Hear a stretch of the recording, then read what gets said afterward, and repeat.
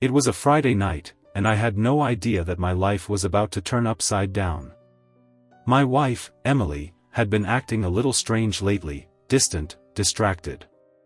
Not that I thought much of it. Life has a way of piling on distractions. We'd been married for 5 years, and in the quiet of our suburban home, things had always felt steady.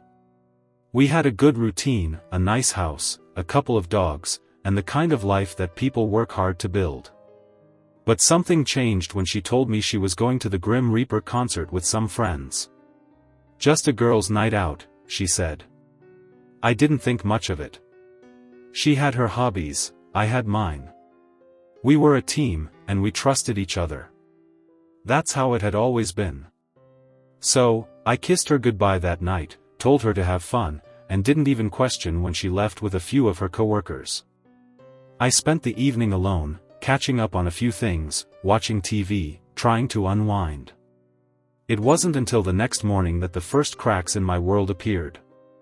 When Emily came back, she was different. Her eyes were tired, and there was something in her smile, something that didn't sit right with me. It wasn't a guilty look exactly, but it was as if she just experienced something she couldn't quite explain. But I didn't ask. I didn't want to come off as paranoid. After all, we had been good to each other, and I knew her. Emily wasn't the type of woman who would betray me, or so I thought. Then, the text came. It was from an unknown number. At first, I thought maybe it was some spam message. But the more I read it, the clearer it became. My heart dropped as the words sank in, each one cutting deeper than I thought possible. I'm sorry to tell you this, but I thought you should know. Emily was with me last night at the concert. I'm the one she's been seeing behind your back. If you want to talk, you know where to find me. Don't blame her. This was my fault. The words burned into my mind. I stared at that message for what felt like an eternity. My first instinct was disbelief. No way. Not my Emily. I couldn't bring myself to believe it. I tried to push the thought out of my head, but the more I thought about it, the more the pieces fell into place. The late-night texts. The sudden change in her behavior. Her avoidance when I asked if she had fun at the concert. All the signs were there, and I'd been too blind to see them. The second instinct was anger. I couldn't believe she would do this to me. All of the trust, the years together, the love we'd built, it was all gone. Like a house of cards, it all came crashing down in one email. I confronted her that evening. Emily, we need to talk, I said, trying to keep my voice steady. I could see it in her face immediately, the hesitation, the tightness around her eyes. She sat down, and I showed her the message. Her face went pale, and in that moment, all the pretense melted away. She didn't deny it. I didn't mean for it to happen like this, she whispered. She looked at me, her eyes pleading, but I wasn't having it. You didn't mean for it to happen? Who is he, Emily? Who is the guy who's been lying to me? I could feel my voice crack with every word, but I kept going, not wanting to show weakness. She paused for a long time, and then, with a deep sigh, she said it. It's Max, the guy from the concert. I didn't think it would go this far, but, her voice trailed off. Max? I said, stunned. The guy from the concert? The guy who's a freaking criminal? She nodded, looking guilty but also strangely resigned. I could barely hold back the fury inside. Max. A thief and a murderer. The last person I would have ever imagined her with. But there it was. I didn't know what to do. I wanted to scream, to throw things, to leave. But instead, I just sat there, staring at her. The woman I thought I knew. The woman I thought I'd grow old with. She was sitting in front of me, confessing to something that destroyed everything. I'm so sorry, she said, her voice breaking. I never meant to hurt you. It just happened. I didn't want to be with him, I wanted to be with you, but, she trailed off, as if she couldn't finish the sentence. The silence that followed felt suffocating. I didn't know what to say. The pain of betrayal was more than I could bear. I wanted to yell, to accuse her of everything I was feeling, but I didn't. Instead, I left the room, went to the kitchen, and poured myself a drink. I needed time to think. Time to process. I didn't know what to do next, but I knew one thing: my life, as I knew it, was over. I didn't sleep that night. I sat in the kitchen with the lights off, listening to the low hum of the refrigerator and the soft ticking of the wall clock. Every so often, I'd hear the floor creak upstairs, Emily moving around, probably just as restless as me. Or maybe not. Maybe she was already dreaming about Max. Max. The name itself made me sick. You see, I remembered him. Not well, but enough. He was at the gas station by the highway last year, the guy who got arrested for breaking into the liquor store next to the taco stand. I'd seen his mugshot in the paper. Tall, wiry guy with slicked-back black hair and those cold eyes that seemed to see straight through you. He looked like trouble. The kind of guy who wore leather like armor and grinned like a wolf. And now he was sleeping with my wife. By morning, I was a mess. I hadn't eaten, hadn't changed clothes, hadn't even moved from the chair. Emily came downstairs, her eyes puffy, like she'd been crying. She tried to talk, but I just waved her off. I didn't want her apologies. I didn't want her explanations. Not yet. I needed answers. Not from her, but from him. I found Max's number again, still saved in the thread where he admitted to the affair. My thumbs hovered over the screen. I wanted to scream at him, threaten him, tell him to stay the hell away. But what came out instead was just this. We need to talk. In person. He replied a minute later. Fine. Meet me behind the Vulture's Nest bar. Tonight. 9 p.m. That was all. No argument. No fear. Like he'd been expecting this. That whole day passed in a blur. Emily tried to say something twice, but I ignored her. I needed to face Max before I could even think about what to do with her. I needed to know why. Why him? Why me? Why now? At 9 p.m. sharp, I pulled into the gravel lot behind the Vulture's Nest. The bar was on the outskirts of town, more of a biker dive than a proper hangout. I could hear the muffled roar of heavy metal coming from inside. I knew Grim Reaper was playing on the jukebox. It had always been Emily's favorite band. I never cared for them. Guess she found someone who did. Max was leaning against a rusted pickup, smoking a cigarette. He wore a beat-up denim vest with no shirt underneath and leather pants like some outlaw from a B-movie. His arms were covered in tattoos, skulls, snakes, a black rose on his neck. You're her husband, he said, flicking the cigarette aside. You look like an insurance salesman. You're the one who stole my wife, I snapped. You look like a walking felony. He chuckled. Guilty as charged. But you asked to talk, not fight. So talk. I didn't know where to begin. I was shaking, not from fear, but from the kind of fury that takes root in your bones. Why her? I asked. Why ruin someone's life for fun? Max didn't answer right away. He looked up at the sky, then back at me. She wasn't happy, he said. She didn't say it out loud, but I could see it. You two, you were like roommates, man. You didn't even notice how bored she was. I clenched my fists. I loved her. I'm sure you did, he replied, and his voice actually sounded sincere. But love doesn't keep people from walking away when they're dying inside. That stung. It shouldn't have, coming from him, but it did. Let me ask you something, he continued. When's the last time you made her feel alive? I took care of her, I shot back. I gave her stability. A home. She didn't want a home. She wanted heat. That's why she came to the concert. That's why she stayed afterward. With me. I wanted to hit him, but I didn't. He wasn't gloating, he was just being honest in the worst possible way. He turned and pulled something out of the truck bed, an old pack of Polaroids. He tossed one at my feet. I picked it up, and there she was, Emily, backstage, sitting on Max's lap, both of them laughing like they didn't have a care in the world. I should have torn it in half. Instead, I folded it and slid it into my pocket. Max looked at me again. "She's not mine," he said, softer this time. "She's not yours either. You want her back? Be someone worth coming back to."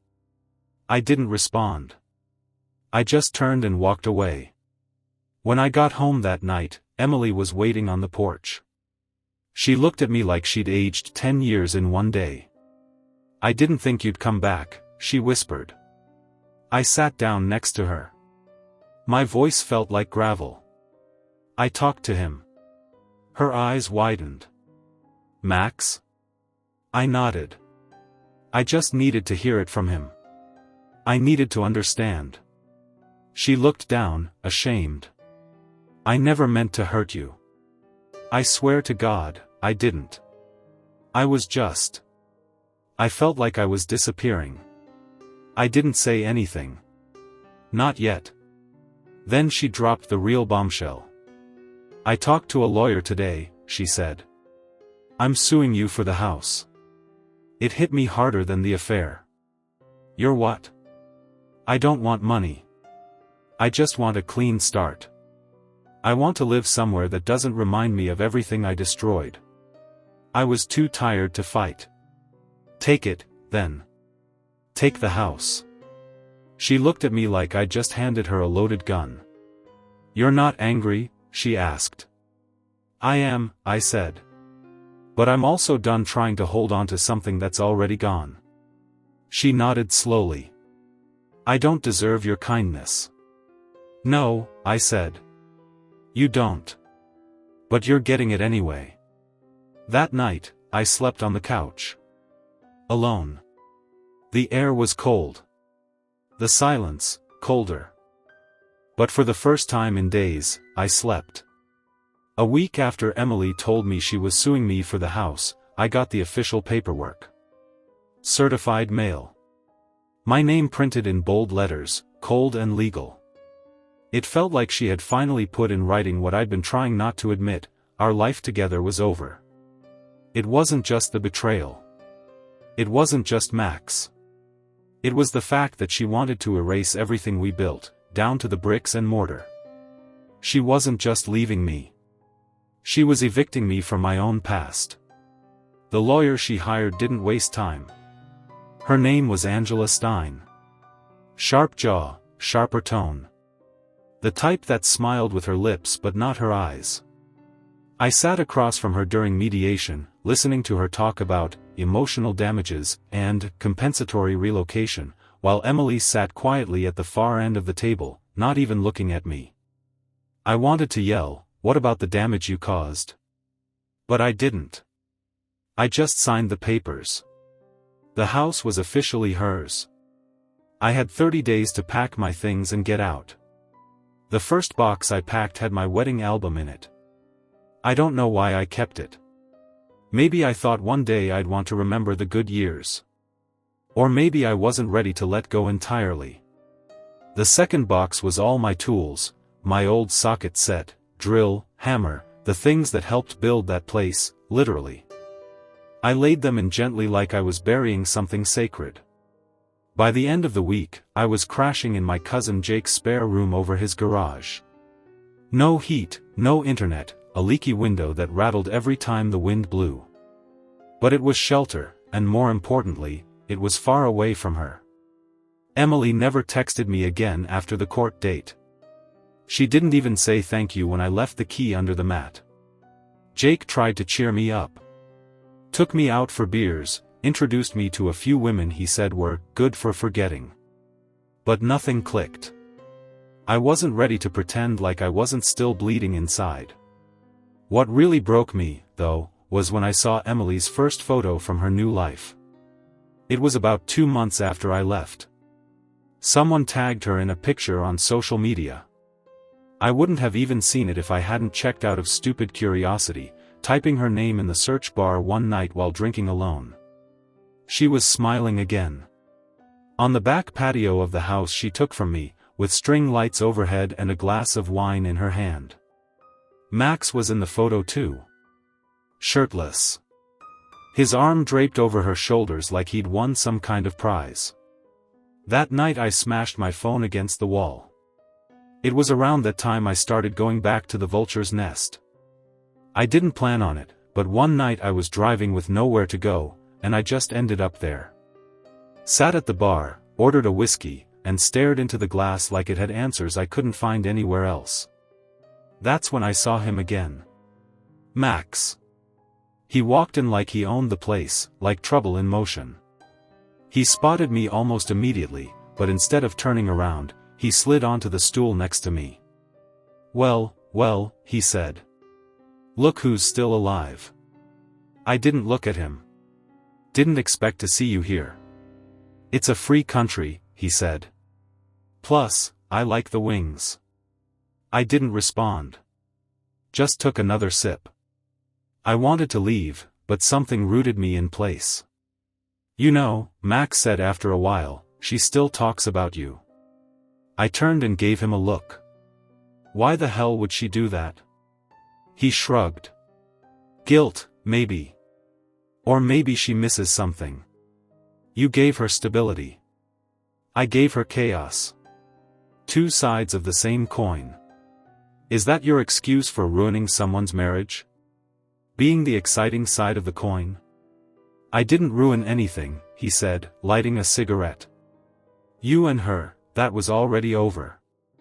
I just sped up the clock. I stared at him, long and hard. What are you? Some kind of philosopher now? He exhaled smoke slowly. Nah. Just a guy who knows how fast life gets away from you if you're not paying attention. He slid a folded napkin across the bar. You want her back, tell her. Or don't. But quit pretending like you're the only victim in the world. I looked down at the napkin.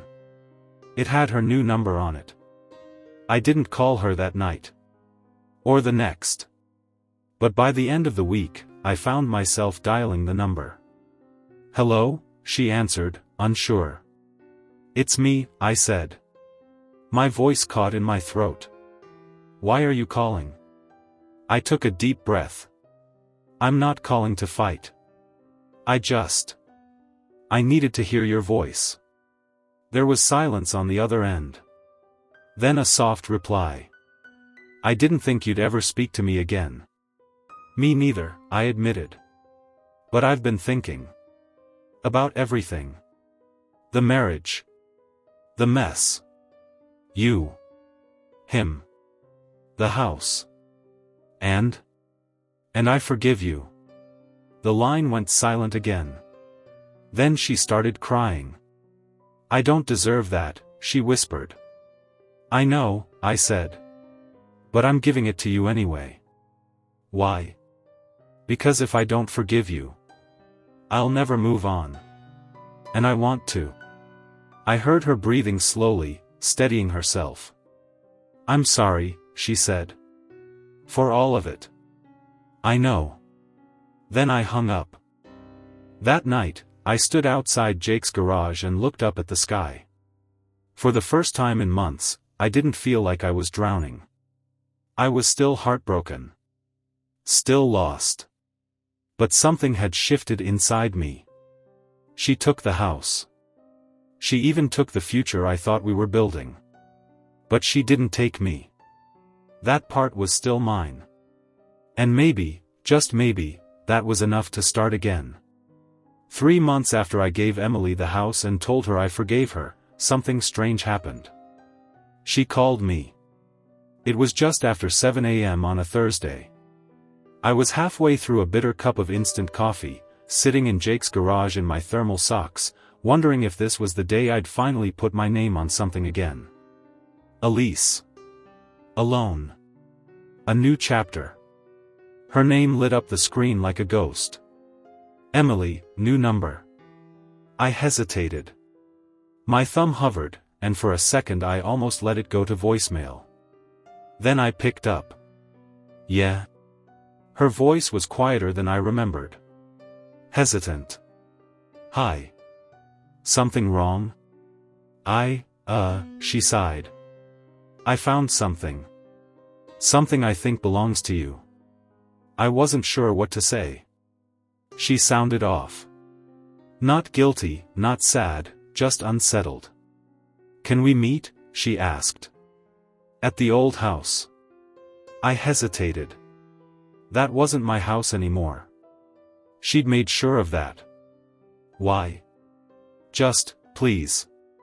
You'll understand when you see it. That afternoon, I drove up the long gravel driveway that used to be mine. The wind had knocked over the flower pots I once filled with tulips every spring. The front porch light was out. The place didn't feel like home anymore, it felt like a memory someone else was trying to live in. Emily opened the door slowly. She looked thinner. Tired. Come in, she said softly. I stepped inside and was hit by 100 ghosts at once. Our wedding photo was still hanging by the stairs, but the smiles felt like someone else's. The scent of vanilla candles hung faint in the air, her favorite kind. I caught a glimpse of the couch where we used to fall asleep watching old westerns. Everything was familiar, but none of it belonged to me anymore. She led me to the backyard. That's when I saw it. A small, flat stone had been lifted from the base of the garden. Underneath it was a rusted tin box. She handed it to me without a word. I opened it. Inside were letters. Dozens of them. All written in my handwriting. Love notes. Apologies. Bits of poems I'd written over the years. Notes I'd tucked into her lunch when we were still happy. Notes I thought she'd lost, or thrown away, or never even noticed. I found them cleaning out the shed, she said, voice trembling. I didn't know you kept all of these. I didn't, I said quietly. You did. She nodded. Her eyes were glassy. I kept them because they reminded me who we were before I ruined it. I stared at the papers in my hand, my own words staring back at me like a version of myself I hadn't seen in years. I'm sorry I didn't fight harder for us, she said. I thought I wanted something wild. Something reckless. But I didn't know what that really meant. Max wasn't love. He was escape. A dangerous kind of distraction. I didn't say anything. He left, she continued. Last week. Said I was boring now. That I'd turned soft. Like I caught a virus called guilt. My jaw clenched. I'm not telling you this to win sympathy, she said. I know I lost the right to ask you for anything. But when I found those letters, I remembered the man who wrote them. The one I betrayed. The one who still forgave me. I looked up at her. Why now? Because the worst part wasn't losing the house, or Max leaving, or even the guilt. The worst part was knowing you'll move on, and I'll be the villain in my own story. I folded the letters and put them back in the box. I already forgave you, I said. That hasn't changed. She swallowed hard. Do you hate me? No, I said. But I think you need to forgive yourself. That's something I can't do for you.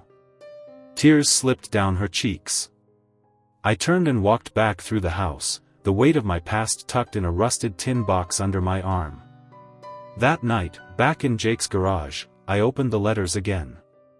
I read them one by one. Some were clumsy and simple, just a line or two scribbled on a napkin. Others were long and full of promise. One talked about building a family. Another promised her the beach house we never got. One just said, even if we have nothing, I'll still love you like we have everything." I cried. Not for her, but for the man who wrote those letters. Because that man deserved better. And it was time I started living like it. A week later, I signed the lease on a small 2-bedroom rental just outside town. Nothing fancy. But it had a porch, and a bit of land, and quiet mornings. I bought a new coffee pot. I even planted tulips. On the first night there, I opened a box marked "Memories," and tucked the letters inside. Not to forget them, but to put them in their place. That part of my life was over.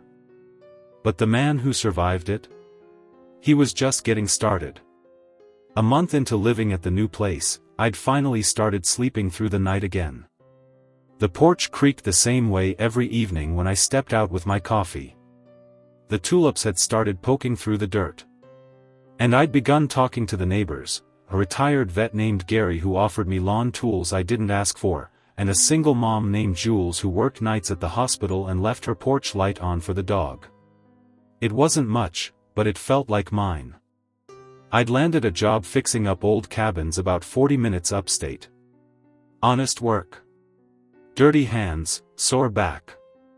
The kind of work that puts you to sleep without a bottle. The crew was good people. Didn't ask too many questions. Just called me "Red," on account of my hair and how it lit up under the sun. I didn't bother correcting them. Then one night, after a long day sanding down window frames and patching roof shingles, there was a knock at my door. I didn't expect anyone. Especially not her. Emily stood there in jeans and a faded hoodie, holding that same rusted tin box from before. "I know this is weird," she said quickly. "And I swear I won't stay long." I didn't move. Just held the door halfway open and let her explain. I was going through the box again. "I found something you might have missed." She opened the lid and pulled out a small envelope tucked behind the letters. I hadn't noticed it. It was sealed. My name was written across the front in her handwriting, neat, careful, like she wrote it on a day she wanted to be forgiven before she ever broke me. "What is it?" I asked. "I wrote it before the concert," she said. "Before Max. Before any of the madness. I never gave it to you because I thought we were drifting. I got scared." She handed it to me and stepped back. "I'll go. I just thought you should have it." And with that, she walked off my porch and down the gravel drive, disappearing into the same kind of night we used to fall asleep beneath together. I didn't open the envelope right away. I left it on the table for a full day. Stared at it like it was a ticking bomb. Because part of me didn't want to hear what she had to say back then, back before everything went up in flames. But curiosity wins over pain more often than you'd think. Inside was a single piece of stationery. Torn at the corner, folded once. It read, "If we're drifting, it's because I've lost my anchor. But you've always been home to me. I don't want wild or new. I want safe. I want steady. I want the man who remembers to bring me cherry soda on Fridays. I want you. I'm sorry I haven't said it. But I do. Emily." I read it twice. And then I sat there for a long time, staring at the paper like it might erase everything that came after it. But it couldn't. That was the cruel thing about timing. She'd written that before she tore us apart. But she hadn't given it to me. And so it never changed the course of anything. It was a love letter that arrived too late. The next day, I drove back out to the vulture's nest. Not because I missed the place.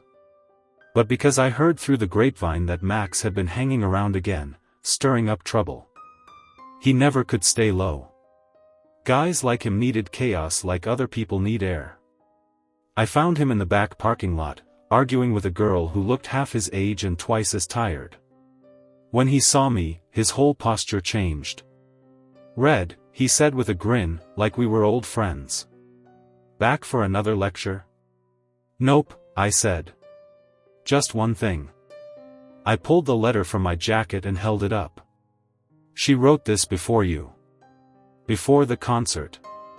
Before you came sniffing around what wasn't yours. He squinted. And she didn't give it to me. But that doesn't mean it didn't exist. It means she had doubt.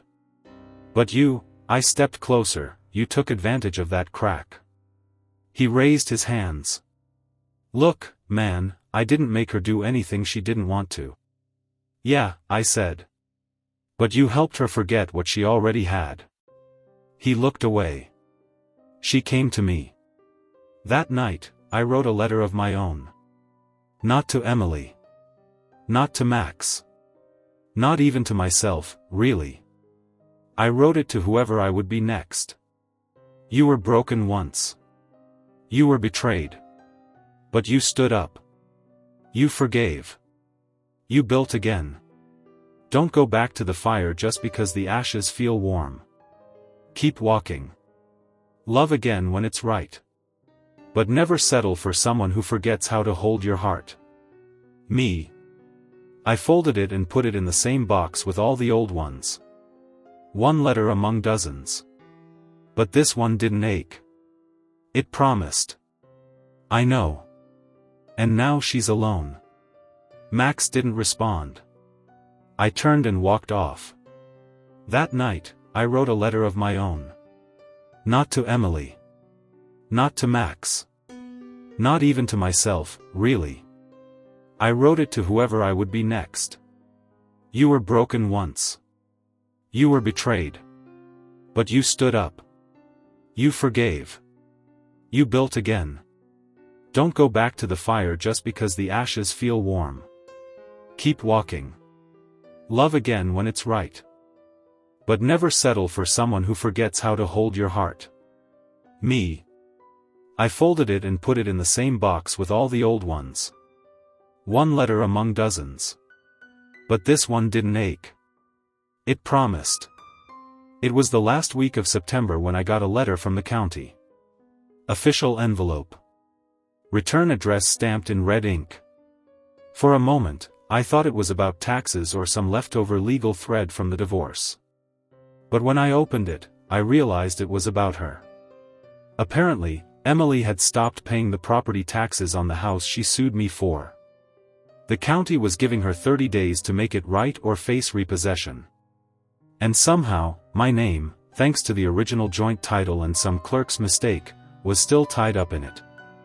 Jake just shook his head when I told him. You forgave her, sure, he said.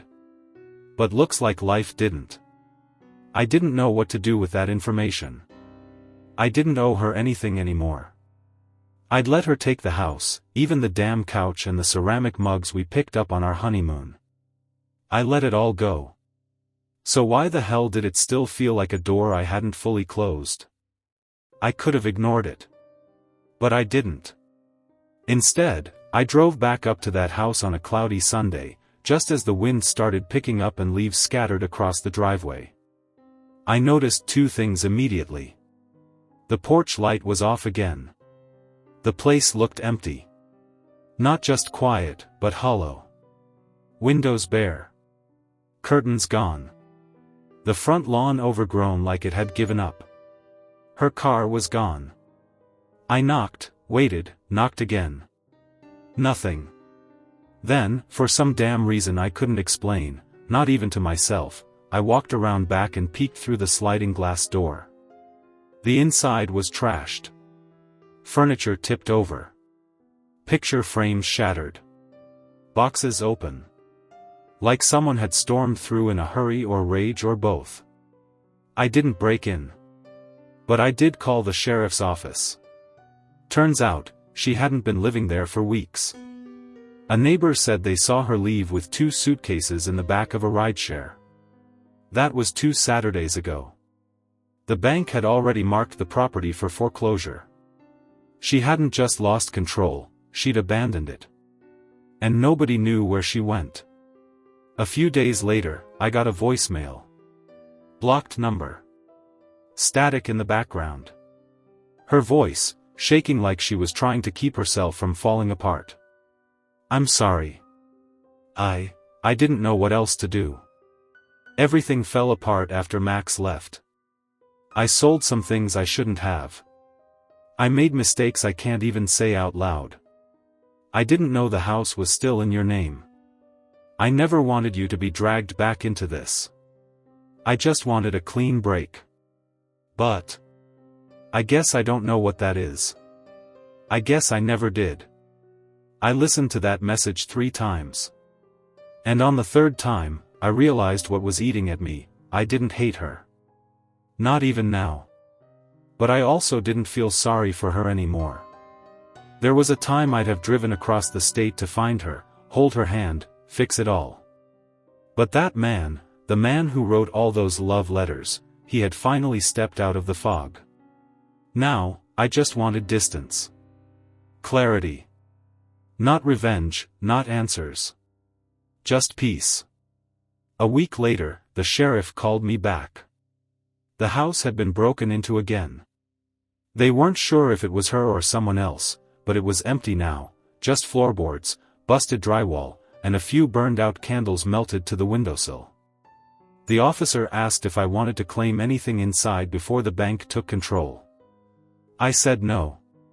Some things don't need reclaiming. Some places can't be saved.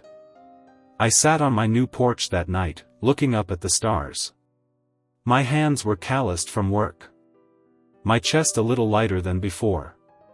That tin box of letters still sat beside the record player inside, unopened since the day I added my final note. I poured a glass of bourbon.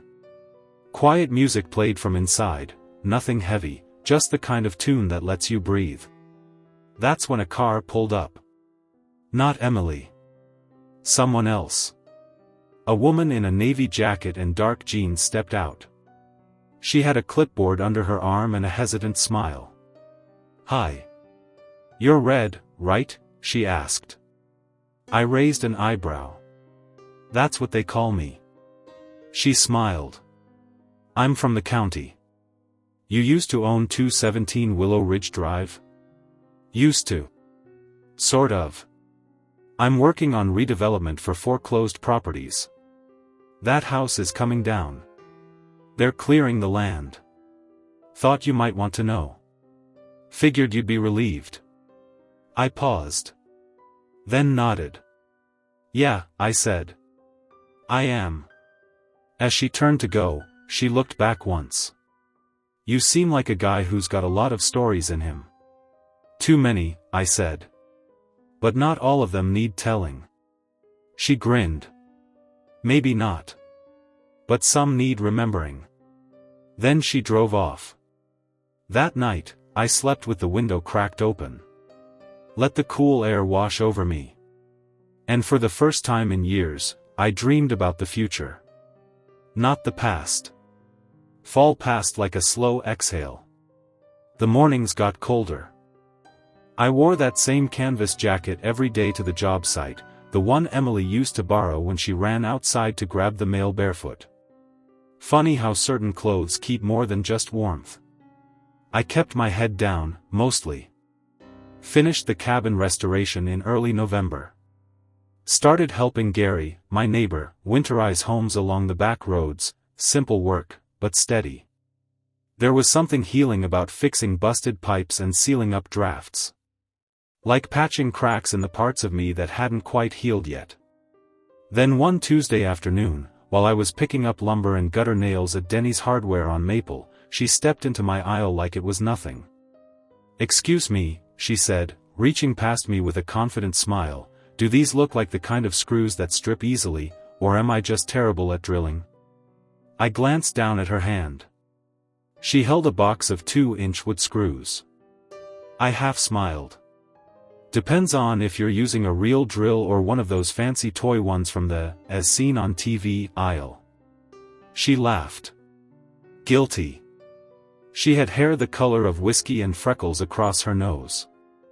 No ring. Paint on her hands, mint green and some light brown, like she'd been staining trim that I should have walked away. I usually did. I had rules now. Unwritten ones. Don't get too close. Don't get too curious. Don't get caught up in someone else's storm. But something about her was different. Calm, in a quiet kind of way. I'm building some shelves, she said, studying the screws again. Well, trying to. The instructions may as well be in Greek. You building for fun or survival? I asked. Bit of both. I nodded. You local? Sort of, she said. Moved here after the mess. Started over. Her eyes met mine like she knew I'd understand. I'm Claire, she added. Red. Red? Nickname. Stuck. Fair enough. She smiled. Nice to meet you, Red. And with that, she grabbed her screws, gave a small wave, and walked toward the checkout like we were just two strangers bumping into each other in the wreckage of our old lives. I thought about her that night. It wasn't romantic, exactly. Just interesting. Like something shifted. A door nudged open. I didn't call her. Didn't chase her down. But a week later, I saw her again, this time at Gary's. She was helping his daughter repaint the old guest room for when the baby came. I'd swung by to return a wrench, and there she was, barefoot on a step stool, humming while brushing soft lavender paint along the wall. Fancy seeing you again, she said. Gary's daughter laughed. You two know each other? Hardware aisle, Claire said. Bonded over screws, I added. It became a joke. But after that, she started showing up more. Not on purpose, maybe. Not all at once. But we'd run into each other at the co-op, the post office, the diner on Wednesday nights. We even found ourselves helping the same elderly lady, Miss Bernice, move a broken refrigerator. There was never a spark in the cliché sense. It was quieter than that. Slower. Like water carving through rock, not fire lighting up the sky. One night, a few weeks before Christmas, we ended up at the same tree lighting in town. I stood near the edge of the crowd, sipping weak cider, when I saw her just a few feet away, looking up at the string lights overhead like they might fall at any second. She caught me watching her. Don't laugh, she said, but I've never had a tree of my own. Why not? Too many places. Not enough homes. I nodded. I get that. You ever had one? Had a few, I said. But the best one I ever had came with peppermint candles and this cheap angel with a crooked wing. It used to sit sideways, like it was judging us. She laughed. What happened to it? I took a long sip of cider. Left it in a house that ain't mine anymore. Claire didn't press. She just stood beside me for a while. Silent. Respectful. And when the lights finally lit up and the crowd clapped, she leaned over just enough to whisper. If you ever get a new tree, I know where to find an angel with one wing. I didn't kiss her.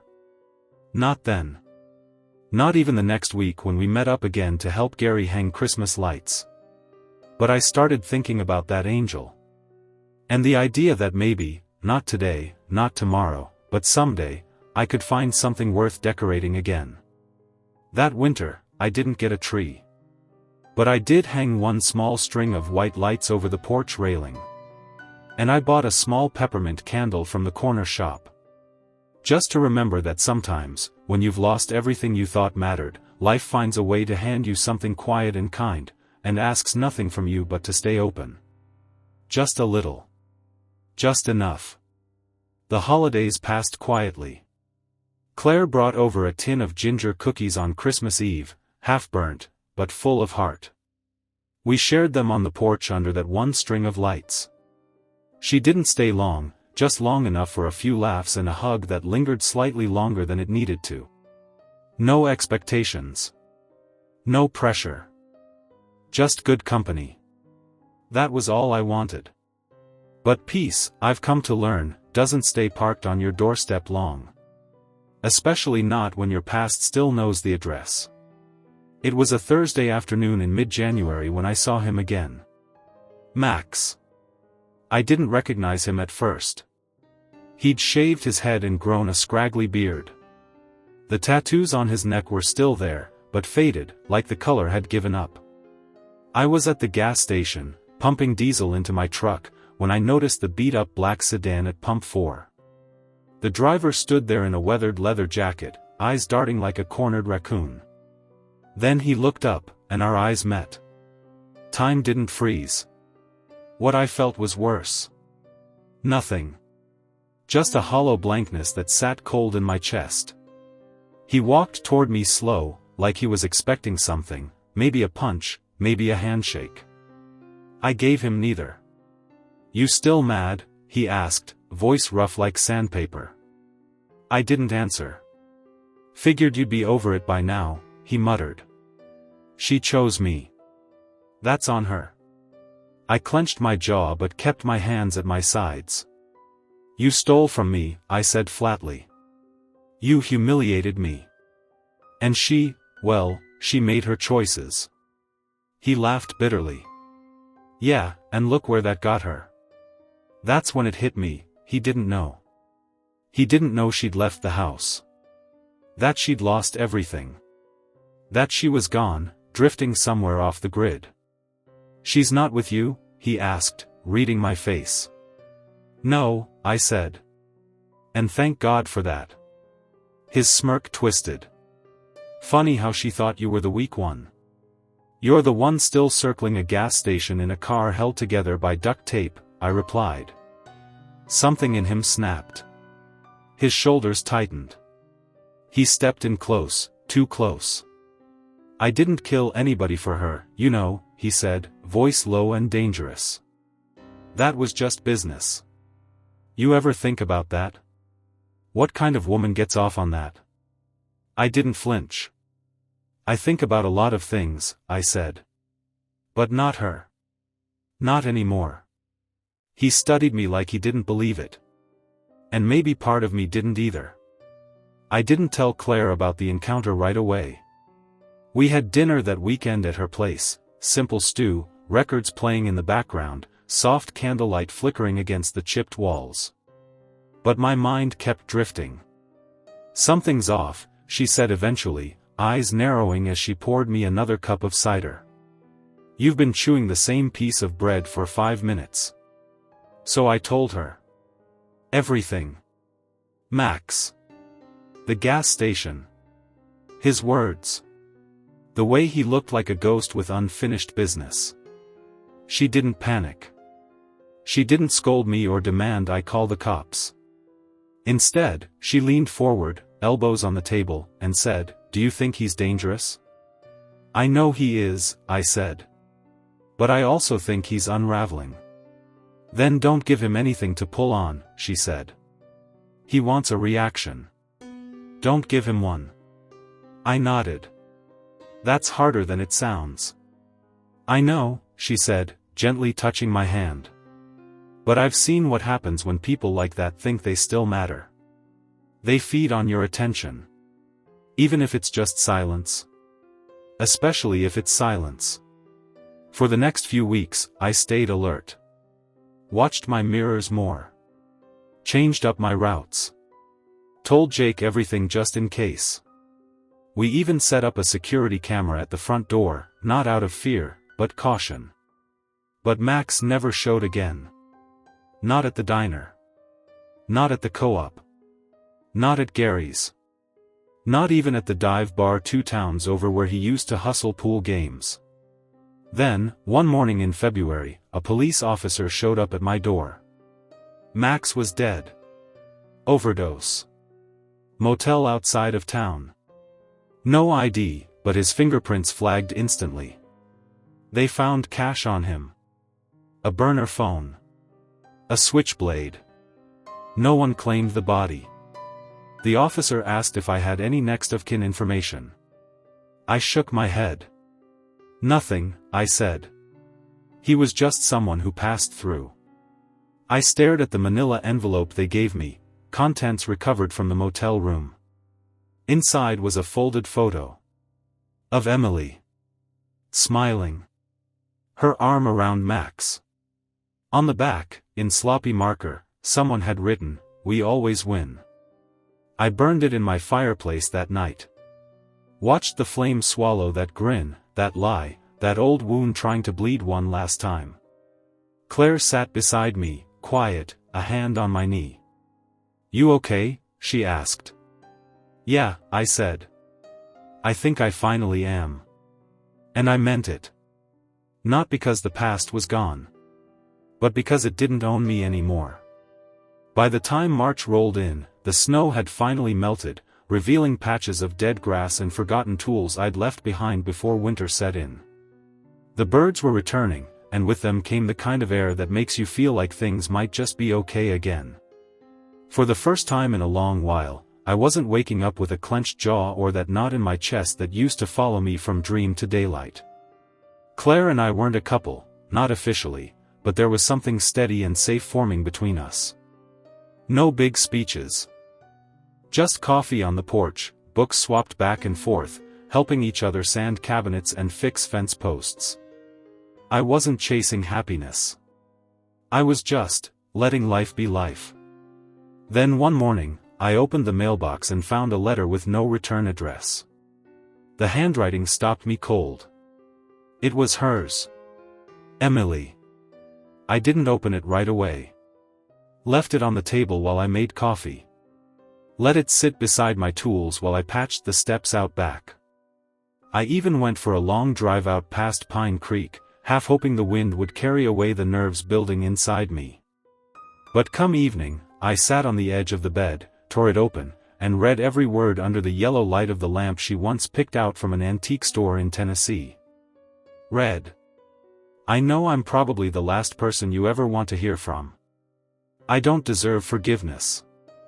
I know that now. I used to blame everything on circumstance, on the world, on you. Truth is, I was weak, and Max gave me a way to feel powerful. You gave me peace, but I mistook it for boredom. That's on me. I lost everything after the trial. The house isn't what I thought it would be. The money barely lasted a year. Max became more than just trouble, he became dangerous. I knew he was a thief, but I didn't know he was capable of what happened in Chicago. When he told me about it, I was already in too deep. I tried to leave. He wouldn't let me. I finally ran after he hit me. You were right about him. If you're reading this, I assume you know he's dead. I didn't kill him, but I won't pretend I cried. I don't want anything from you. Not money. Not a second chance. I just wanted you to know I've started over. Somewhere far away. Different name, clean job, no men. And I think about you every day. You loved me in a way I didn't know how to accept. I hope someone better can. Be safe. I'm sorry. Emily.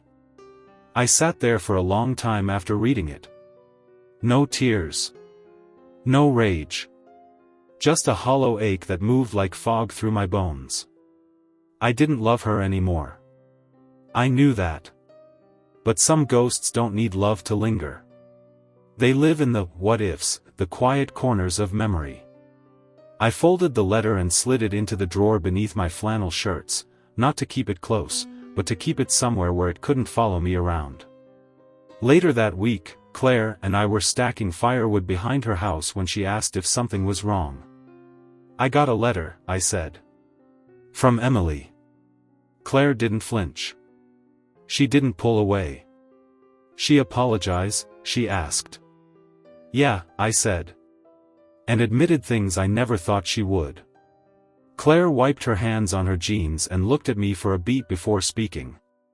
You gonna write her back? I shook my head. No. I don't hate her. I don't wish her harm. But I'm not opening that door again. Claire nodded. Good. Because you've got something better now. She said it casual like. No pressure. But the weight of those words warmed me more than the spring sun ever could. That night, I lit a fire in my own hearth. The same fireplace I'd stared into when Max died. But this time, it wasn't to destroy something. It was just to feel the heat. The crackle. The light that comes when things burn, but not out of anger. Out of change. I poured 2 cups of coffee and waited for Claire to arrive. Not to fix me. Not to save me. Just to share the peace I'd finally earned. It's funny how quiet can be the loudest thing in your life. The kind that settles into your bones when nothing hurts anymore. Not because you've forgotten, but because you've accepted. There's peace in that. A slow, steady peace that doesn't knock on your door, it just waits until you're ready to let it in. Spring turned into early summer, and with it came long days, soft winds, and enough work to keep a man busy without losing himself. Claire started spending more time at the house. Not living there, not exactly, but toothbrush in the bathroom kind of time. Coffee mugs left in the sink. Her worn denim jacket hanging on the hook by the door. It felt natural, unforced. We never sat down and defined what we were. Didn't need to. Some things don't need naming to be real. One Sunday, while we were painting the porch swing, Claire said something that stuck with me. "You ever think about leaving this town?" I stopped mid-stroke, looked out across the yard where the breeze rolled through the tall grass. Sometimes, I admitted. When things were bad, I used to dream about it. Just packing up and vanishing. "And now?" she asked, her voice light but careful. I smiled. "Now I think. I don't need to run from something if I'm not afraid of it anymore." She looked at me for a long second, then nodded. "Me neither," she said. That night, we sat on that freshly painted swing under a sky full of stars. A warm breeze drifted in, carrying the sound of crickets and the far-off hum of a train. Claire leaned her head on my shoulder, and I held her hand, the one with the scar from when she fell off a bike as a kid. It hit me then, what home really means. It's not a house, or a town, or even a memory. It's the people who see you for who you are, scars and all, and stay anyway. Claire never asked about Emily again. I never brought up Max. We didn't need to dig through ashes to prove we'd survived the fire. One afternoon in late July, I opened the drawer with the letter Emily had sent and finally read it again. This time, I didn't feel that sting behind my eyes. No bitterness. No heat in my throat. Just understanding. Emily was a chapter. One I read until the pages burned. But Claire, she was the new book I never expected to write. I tucked the letter away one last time. Then I threw it in the fire, not out of anger, but as a goodbye. Not to her, but to the man I used to be when I loved her. A few weeks later, I found myself at the edge of the county fairgrounds, where the Grim Reaper had once screamed through amplifiers while my world quietly shattered in the crowd. Same place. Different man. They had a new band playing this time. Some young group I'd never heard of. But Claire convinced me to go. Said it'd be good to face the past with a smile. So we stood in the same dirt where betrayal bloomed, and this time, we laughed. We danced, even if I had 2 left feet. We shared cotton candy and sat under the stars again, this time without the weight of anything broken between us. That's when she reached into her pocket and handed me something small. A key. To her place. "I figured we stopped pretending a long time ago," she said. I stared at it, then laughed. "I was gonna ask you the same thing." So we swapped keys and swapped futures without saying a word more. Now, every morning I wake up to the smell of coffee and the sound of birds outside a house that feels like mine, not because my name's on it, but because love lives in it. I don't dream about Emily anymore. I don't watch the door waiting for ghosts. And when folks ask about the past, I just say this. I lost a lot once. My wife. My pride. A piece of myself. But somewhere between the ashes and the open road, I found something better. Forgiveness. Not just for her. For me.